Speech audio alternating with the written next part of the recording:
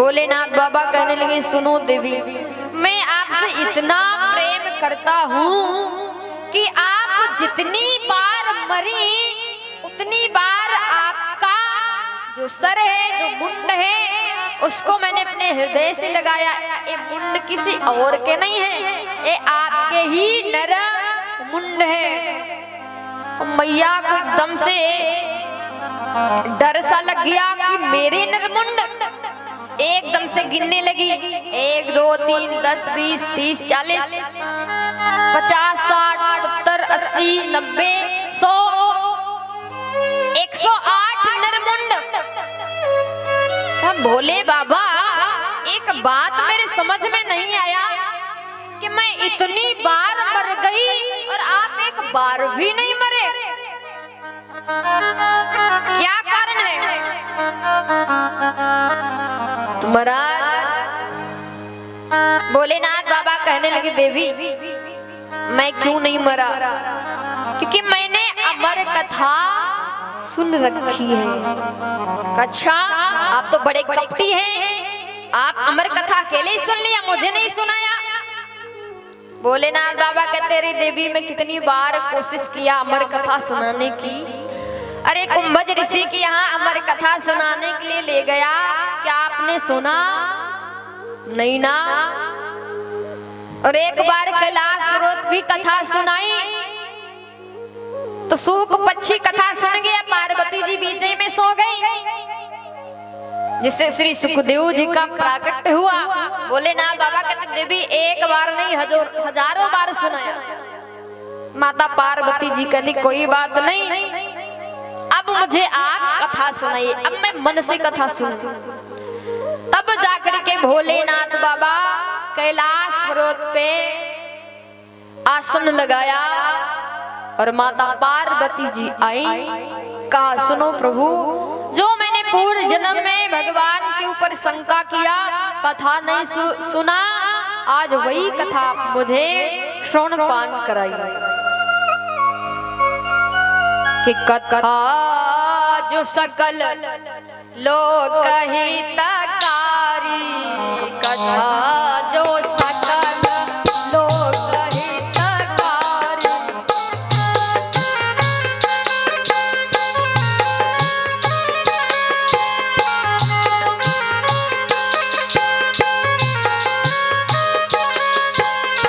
कथा जो सकल लोक हितकारी,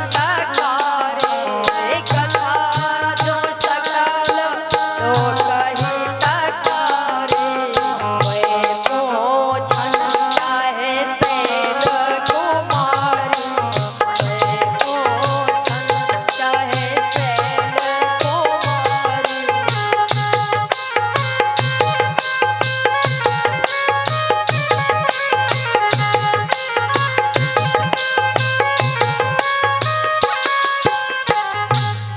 कथा जो सकल लोक हितकारी, सोए पोछन चाहे सैल कुमारी,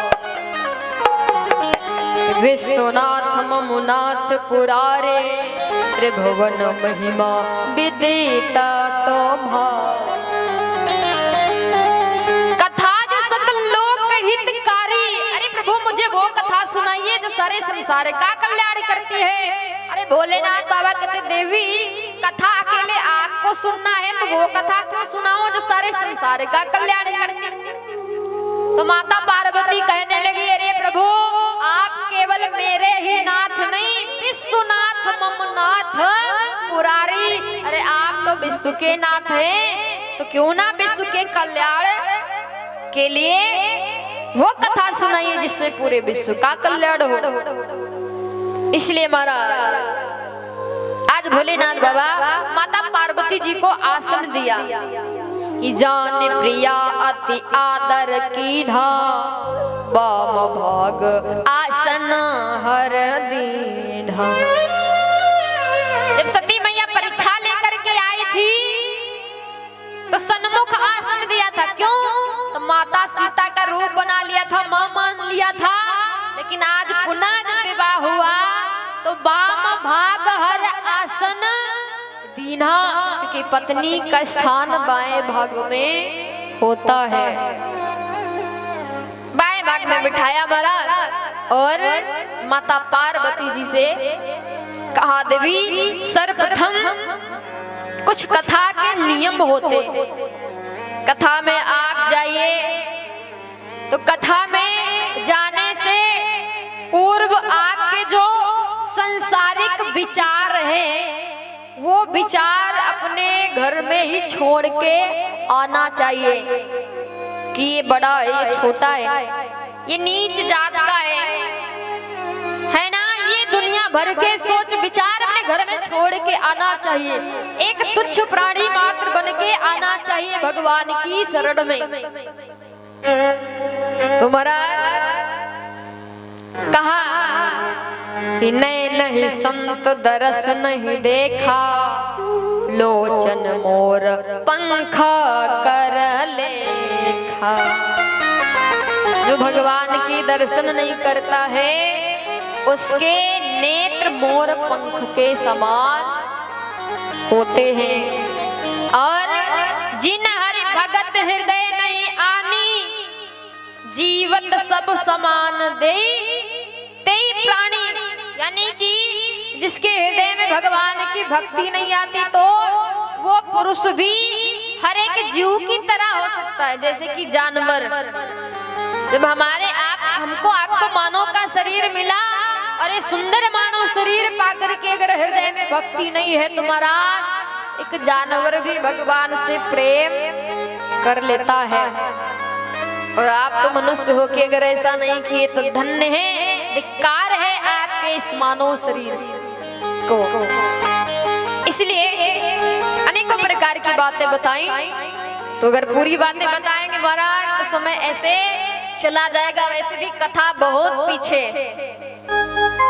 तो वही आज आसन पे बैठी मैया और मानस के अंदर 9 प्रश्न किए माता पार्वती भोलेनाथ बाबा से।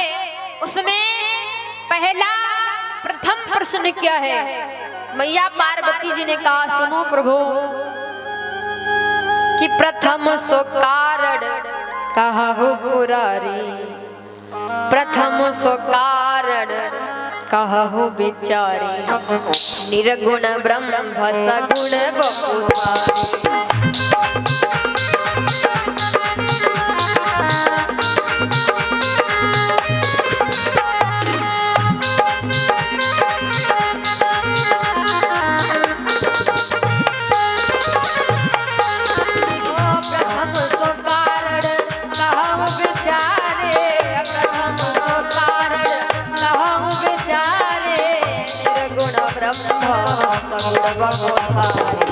बनवस केने मरा पुण्य प्रभु कहो राम अवतारा, बाल चरित्र पुण्य कहो।